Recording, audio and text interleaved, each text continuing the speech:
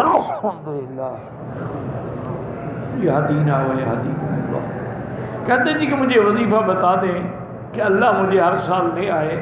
قرآن مجید میں ایک آیت ہے ان الذی فرض علیک القرآن لرادک الی معاد، یہ آیت پڑھ کے ہر نماز کے بعد 7 دفعہ دعا کیا کریں۔ پاکستان میں متبع سنت پیر کون سا ہے آپ تلاش کریں، میں 10 سال ہوئے پاکستان ہی نہیں گیا، مجھے کیا پتا۔ بھئی آپ جہاں رہتے ہیں لیکن ایک اصولی بات ہے، ہر آدمی کا پتہ لگ جاتا ہے، بدعتی کا بھی لگ جاتا ہے، اہل سنت والے کا بھی لگ جاتا ہے، دھمال کھیلنے والوں کا بھی لگ جاتا ہے، جلوس نکالنے والوں کا بھی لگ جاتا ہے، میلادیوں کا بھی لگ جاتا ہے، حلوائیوں کا بھی لگ جاتا ہے، اللہ والوں کا بھی لگ جاتا ہے۔ یہ نہیں ہے کہ نہیں پتہ لگتا، بالکل لگتا ہے۔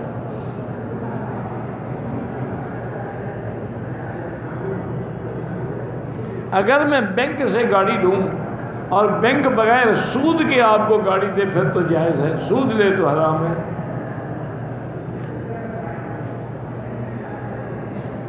حرم میں میرے جوتے گم ہو جائیں، دوسروں کے نہ اٹھاؤ، اپنے خریدو اور لپیٹ کے اپنے ساتھ رکھو۔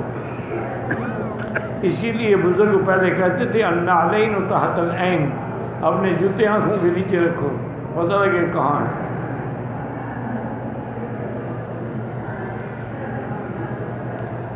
میں چھٹی پہ گیا تھا، واپس آیا، میں نے نیت نہیں کی عمرہ نہیں کہ باہر حنفی مسلک میں آپ پر دم واجب ہے، عمرہ بھی کرو اور دم بھی ادا کرو۔ باقی ائمہ فرماتے ہیں نوکری کے لیے آیا تھا، اس کی نیت نہیں تھی تو دم نہیں پڑے گا۔ میری شادی کو 4 سال ہو گئے ہیں، بچہ نہیں ہوتا، ہو تو ضائع ہو جاتا ہے، اللہ پاک آپ کو طول عمر اور صالح اولاد کا فرمائیں۔ لیکن بہرحال کسی اچھے مرکز علاج میں جا کے اپنی بیوی کا ٹیسٹ کرائیں۔ آج کل دنیا بڑی ایڈوانس ہو گئی ہے، بہت آگے چلی گئی ہے، یعنی آدمی سوچ نہیں سکتا کہ اتنا اچھے علاج تجویز ہو چکے ہیں۔ آپ وہاں جائیں، وہ دیکھیں گے، وہ اسٹڈی کریں گے، وہ اس کا باقاعدہ MRI کریں گے، دیکھیں گے کہ اس کے رحم کی دیواریں کمزور ہیں تو کون سی دائیں بائیں کون سی، اور اس کا کیا علاج ہو سکتا ہے۔ علاج بھی کرائے پھر اللہ سے دعا بھی مانگے۔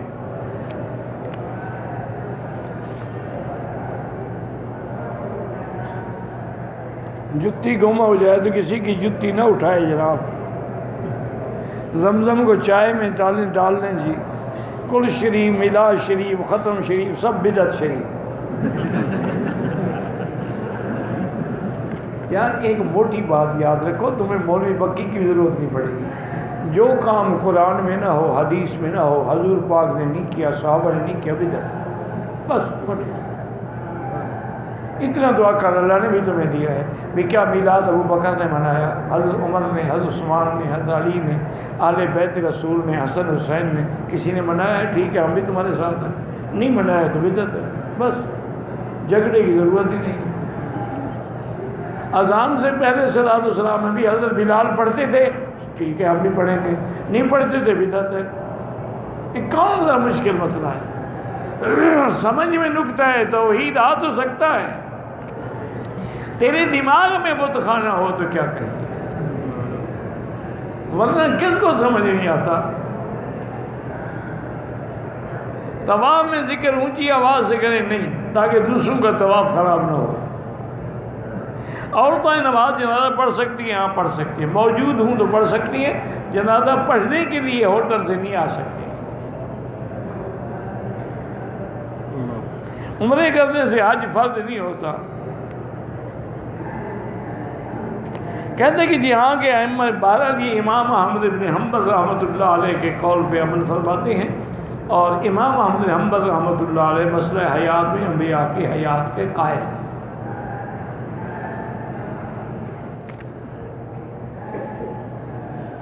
طواف میں بیت اللہ کو نہ دیکھیں، قبل اپنی نظر نیچے رکھیں، کیونکہ طواف نماز کے حکم میں، جیسے نماز میں ادھر ادھر دیکھنا منع ہے، طواف میں بھی منع ہے۔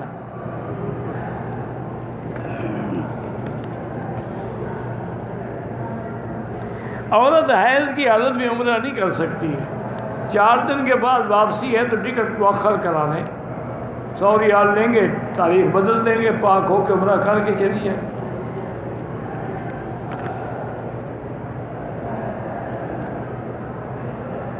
بہرحال جب تک پاک نہ ہو عمرہ نہیں کر سکتی، اور اگر ایسے چلی جائے گی تب بھی اس پہ دم بھی ہے، عمرہ بھی قضا کرنا پڑے گا، پھر اپنے ملک سے آئے گی، اس سے بہتر ہے کہ یہاں سیٹ آگے کرانا ہے۔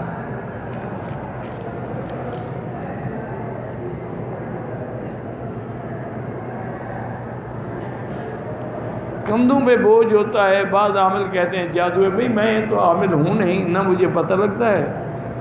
بہرحال ایسا کوئی بھی آپ کو شک ہے نا تو آپ خود عامل بنو، ان عاملوں کے چکر میں نہ پڑو جو کھانے پینے کے لیے دکانیں لگا کے بیٹھے ہوئے ہیں۔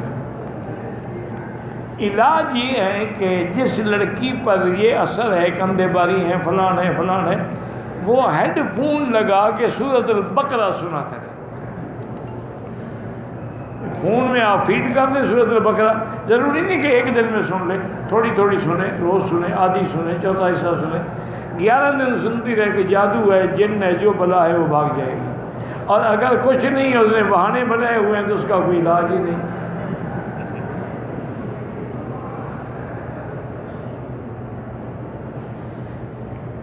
عذاب روح کو ہوگی یا جسم کو، دونوں کو ہوگی۔ فتوعاد روح ہو بھی جسد ہی، روح کا تعلق جوڑ دیا جاتا ہے، لیکن قاعدہ یہ ہے کہ دنیا میں فیصلہ جو ہے وہ جسد پہ ہوگا لیکن روح متاثر ہوگی۔ چور کا ہاتھ کاٹا جائے گا، اب فیصلہ تو ہاتھ پہ ہے لیکن اس کے اندر جو روح ہے وہ بھی متاثر ہوتی ہے۔ مرنے کے بعد عذاب جو روح کو ہوگا لیکن جسد بھی متاثر ہوگا۔ یہاں ہمیں روح نظر نہیں آتی، وہاں ہمیں چاہے جسد نظر نہ آئے۔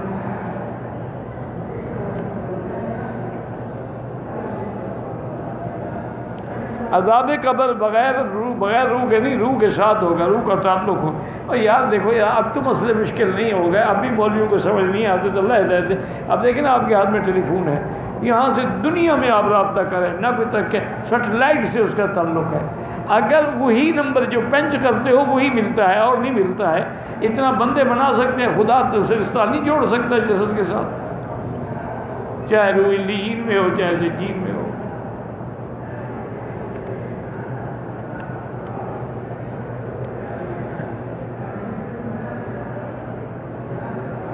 حجر میں حجر اسود سے شروع کر کے حجر اسود ختم کرنا ایک چکر ہے، یہ طواف نہیں کہتے اس کو، ایک 7 چکر کرو گے پھر طواف ہوگا۔